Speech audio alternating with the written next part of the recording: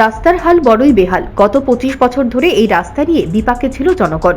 বিগত 5 বছর ধরেও একই ভোগান্তি পোহাচ্ছে এলাকার লোকজন।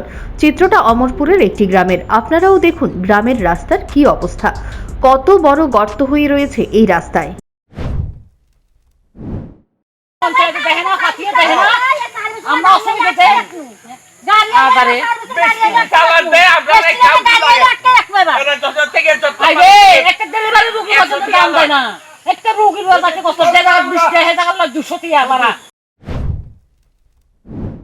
পঞ্চায়েত প্রধান সহ দায়িত্বপ্রাপক আধিকারিকরা শুধু আশ্বাস আর আশ্বাস দিয়েই বছরের পর বছর কাটিয়ে দিচ্ছেন এইসব গ্রামবাসীদের।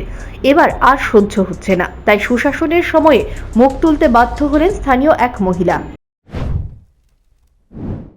রাস্তাটা আড়ানোর মতন কোনো ক্ষমতা নাই। আমরা বাজার যাইতে না, স্কুলে যাইতে না, এদিকে কোনো যাইতে পারি না, কোনো কিছু আনতে পারি না। রাস্তাটা ঠিক করবো করে আজ 5 বছর এই পর্যন্ত রাস্তাটা আমরা রাস্তা অবরোধ করে করছি, তারপরেও রাস্তা আমরা ঠিক করে দেয় না।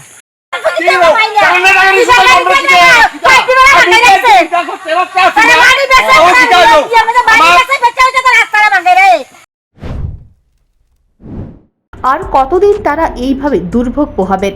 রাস্তা ঠিক করে দেওয়ার জন্য বহুবার অভিযোগও করা হয়েছে গ্রামবাসীদের তরফে আধিকারিক সহ প্রধানের কাছে, কিন্তু আজ পর্যন্ত এই রাস্তা ঠিক হয়নি বলেই অভিযোগ করলেন গ্রামবাসীরা।